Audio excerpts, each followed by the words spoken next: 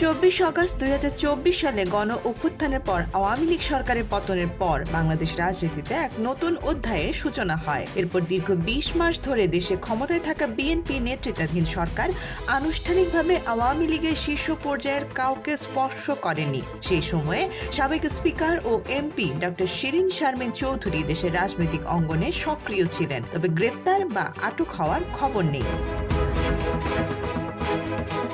কিন্তু চলতি বছরের 24 জুলাই হত্যা চেষ্টা মামলার অভিযোগে শিরীন শারমিনকে অভিযুক্ত করা হয় এবং অবশেষে গ্রেপ্তার করা হয়। আইনগত দিক থেকে দেখা যায় হত্যা চেষ্টা এবং সহিংসতার অভিযোগে মামলা দায়ের হওয়া এবং গ্রেপ্তার ও রিমান্ড আবেদন স্বাভাবিক বিচারিক প্রক্রিয়ার অংশ। তবে রাজনৈতিক বিশ্লেষকরা মনে করছেন এই ঘটনার প্রেক্ষাপট এবং সময় নির্বাচনী এর গুরুত্বকে অনেক বাড়িয়ে দিয়েছে। দীর্ঘ 20 মাস ধরে গ্রেপ্তার না করা এবং নতুন সরকার গঠনের পর প্রথম পর্যায়ে শীর্ষ পর্যায়ের কাউকে স্পর্শ না করা হলেও হঠাৎ করেই সাবেক স্পিকারের বিরুদ্ধে পদক্ষেপ নেওয়া হয়েছে।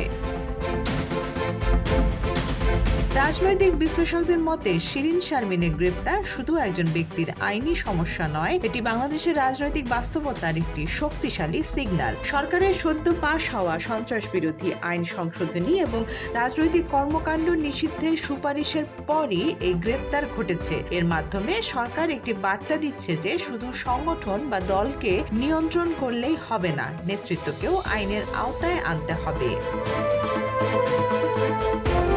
শিরীন শারমিন ছিলেন দীর্ঘদিন ক্ষমতাসীন আওয়ামী লীগের ঘনিষ্ঠ ব্যক্তি এবং সংসদ পরিচালনার মুখ্য দায়িত্বে থাকা একজন গুরুত্বপূর্ণ নেতা। স্পিকার পদটি বাংলাদেশের রাজনৈতিক কাঠামোতে প্রতীকী গুরুত্ব বহন করে, কারণ এটি সংসদীয় প্রক্রিয়া, আইন প্রণয়ন এবং শীর্ষ পর্যায়ে রাজনৈতিক সমন্বয়ের কেন্দ্রবিন্দু। সেই অবস্থান থেকে একজন সাবেক স্পিকারের গ্রেপ্তার রাষ্ট্রের সর্বোচ্চ রাজনৈতিক কাঠামোর দায়বদ্ধতা এবং আইনের প্রতি ন্যায় বিচারের বার্তা বহন করে।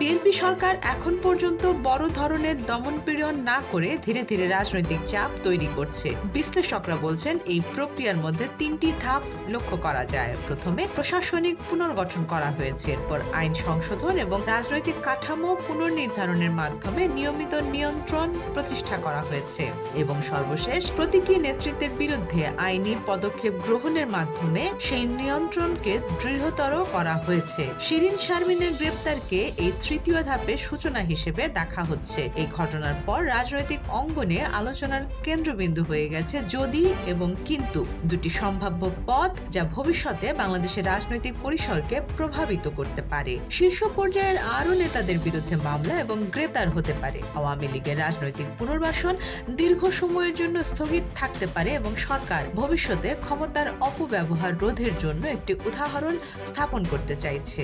যদিও এই সম্ভাব্যতা এখনো নিশ্চিত নয়, শিরীন শারমিনের গ্রেপ্তার সেই আলোচনাকে নতুন করে উস্কে দিয়েছে।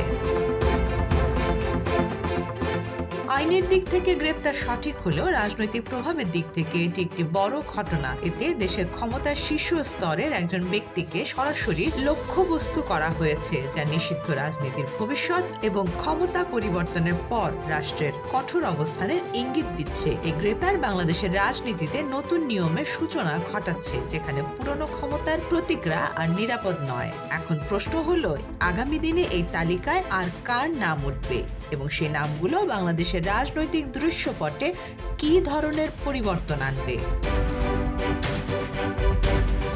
Next report, Dhaka express.